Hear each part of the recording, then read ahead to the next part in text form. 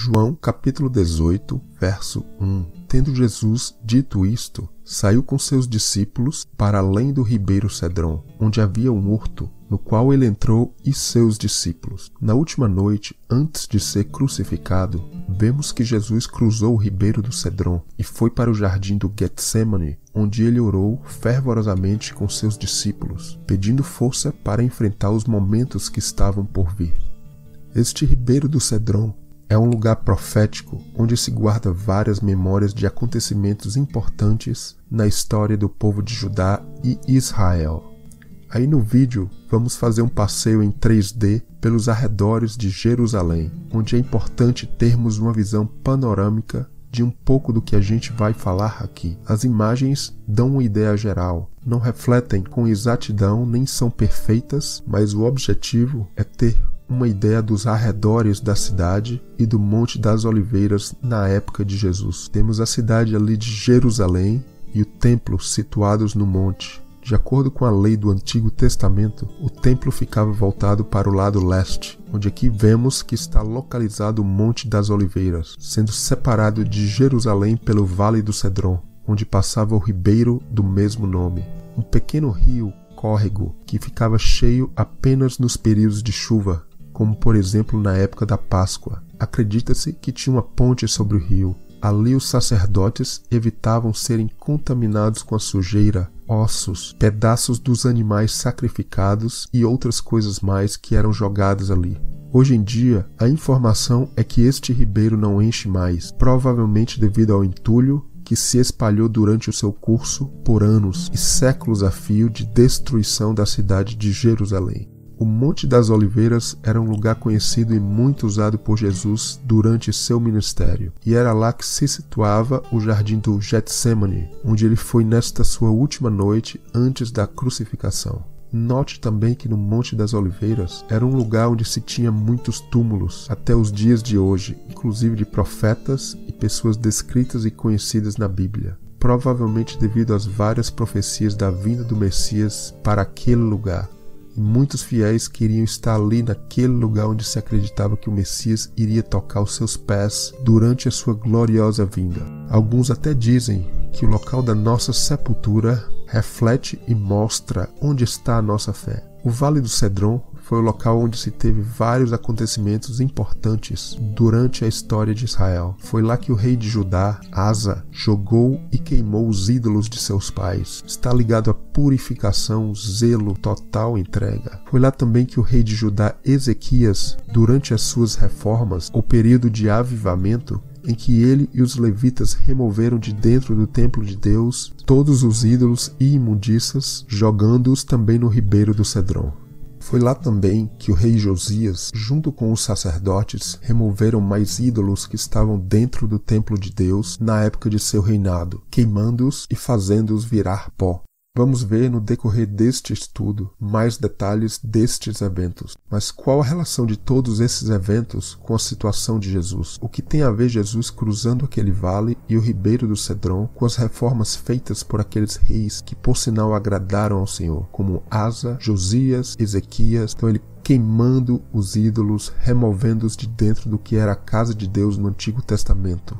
Para responder esta questão, vamos analisar o significado de um ídolo. Em Gênesis capítulo 1, verso 26, vemos Deus criando o homem à sua imagem e semelhança.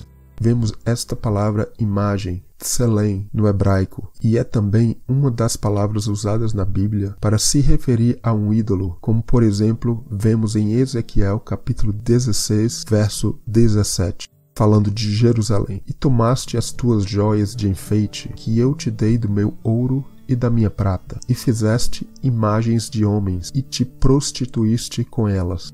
Então sabemos que nós somos o templo de Deus, e o que a gente vê durante a história do povo de Israel é que em muitas ocasiões os lugares altos dentro do templo, que era a casa de Deus, então nesses lugares altos e no templo também, havia muitas vezes todo tipo de imagem que em nada espelhava os mandamentos que o Senhor tinha dado ao seu povo. A questão de ídolo pode ser uma coisa muito sutil, e em falando isso, todos nós, inclusive eu mesmo, sou réu deste pecado. Nós, muitas vezes, não espelhamos o caráter de Cristo em nossas vidas. Muitas vezes seguimos modismos, às vezes mesmo dentro do meio do povo de Deus, a sua igreja comprada com o sangue de Jesus. Às vezes fazemos dela também uma imitação do mundo.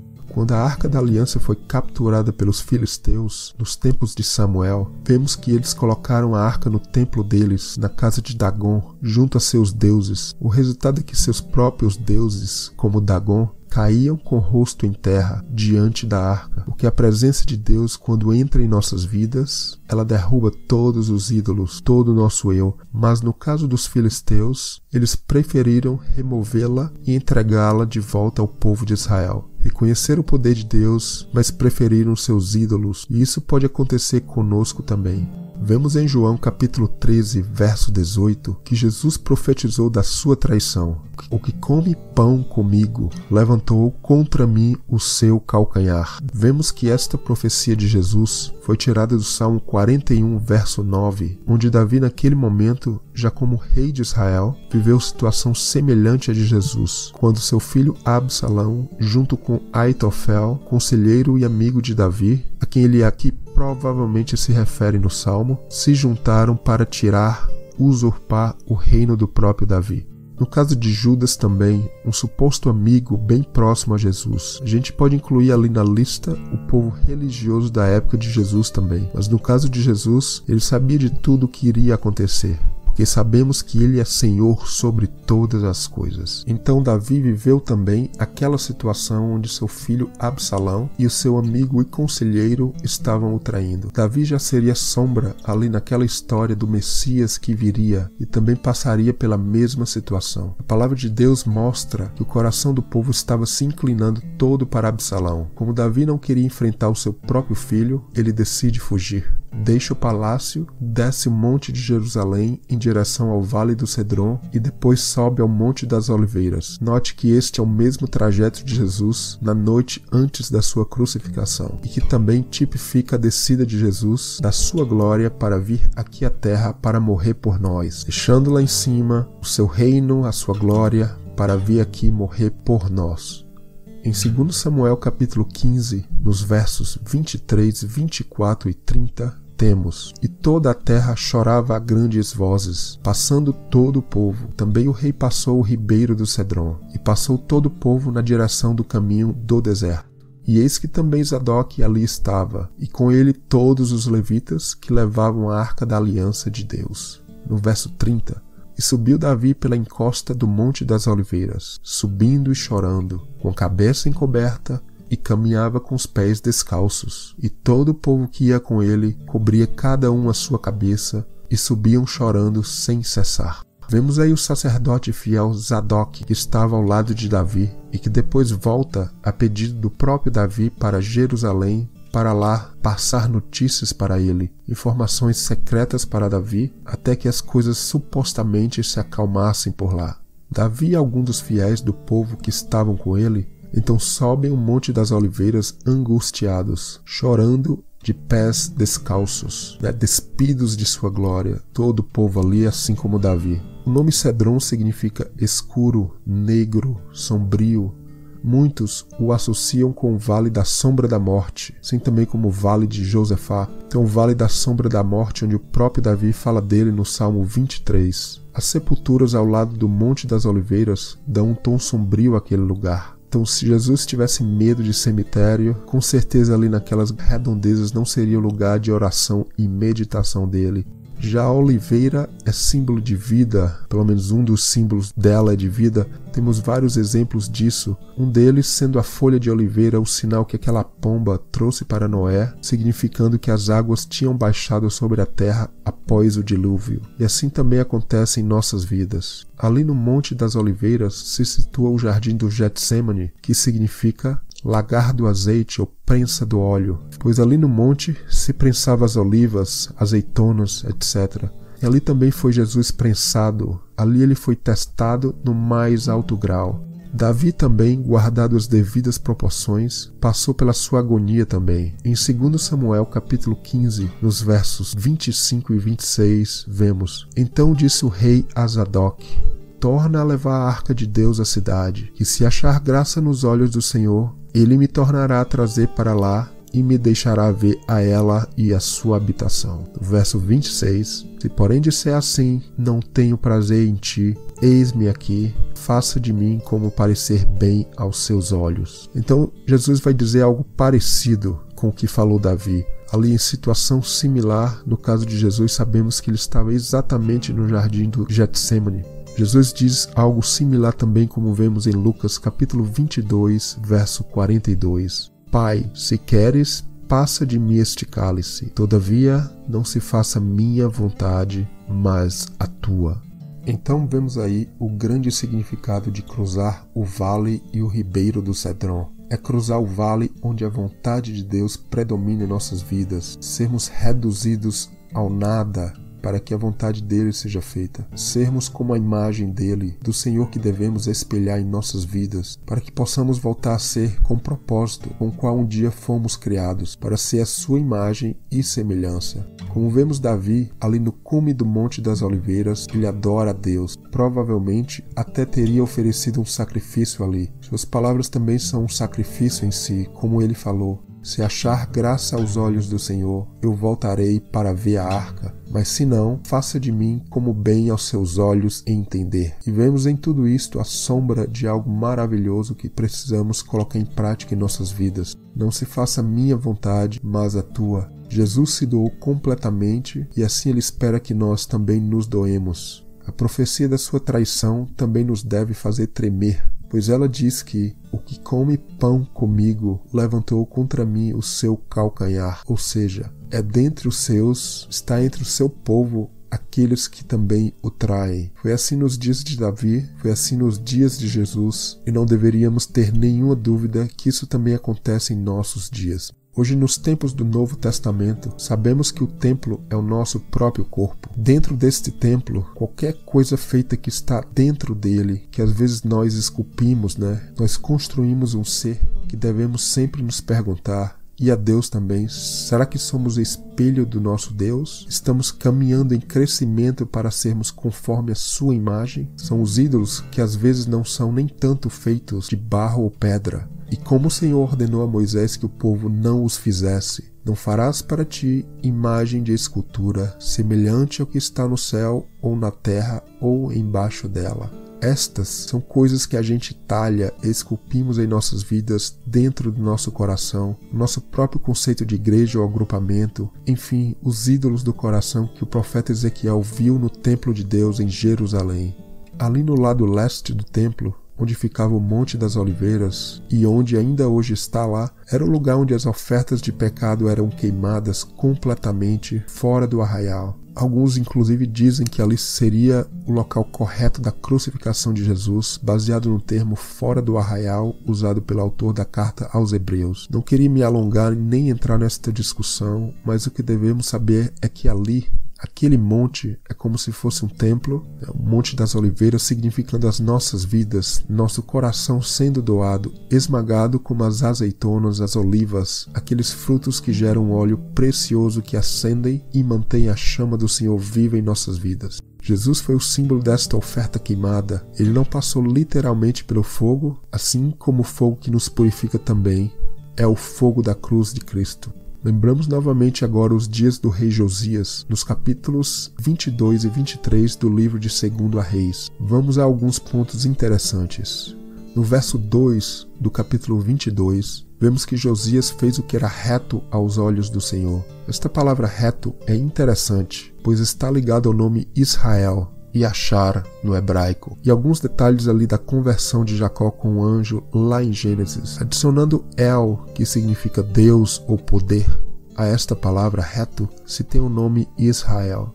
Vemos no verso 8 que o livro da lei foi achado e foi lido e gerou um grande avivamento. É a palavra de Deus em operação. No verso 17, a ira do Senhor que estava contra toda aquela idolatria. Vemos aí as sombras de palavras que Jesus usou, o fogo inextinguível, fogo que não se apagará.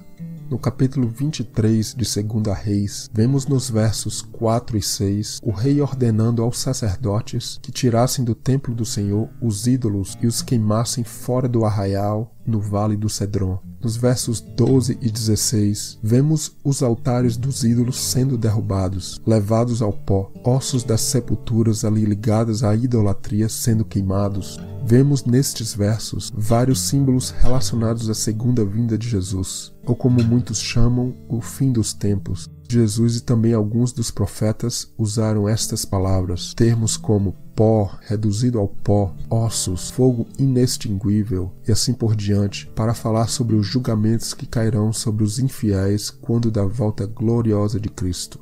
No verso 13 de 2 Reis, capítulo 23, vemos algo interessante também. Um jogo de palavras onde o autor chama o monte Mazit, que na verdade a palavra usada ali significa monte da destruição, em hebraico Ha-Hamashrit, que na verdade é uma alusão ao Monte das Oliveiras, também conhecido como Monte da Unção, do óleo. Você vê que a pronúncia é similar, Hamosh-Ha. Então o monte que deveria ser do óleo, da unção, estava sendo chamado de monte da destruição, ali um jogo de palavras por causa da idolatria ali existente. Como tinha falado, o Monte das Oliveiras era e é um lugar onde se encontra o túmulo de várias pessoas, fiéis, profetas. Podemos dizer que o lugar onde estes fiéis foram enterrados aponta para a sua fé, a fé e a vontade de serem participantes nesta ressurreição que um dia vai ocorrer. Pois ali naquele Monte das Oliveiras existem profecias fortes, como a de Zacarias no capítulo 14, verso 4, onde ele diz que os pés do Senhor estarão sobre o Monte das Oliveiras, que está na frente de Jerusalém, e este monte será partido ao meio, e um vale ficará entre as duas partes. Continua dizendo que o Senhor será rei sobre toda a terra,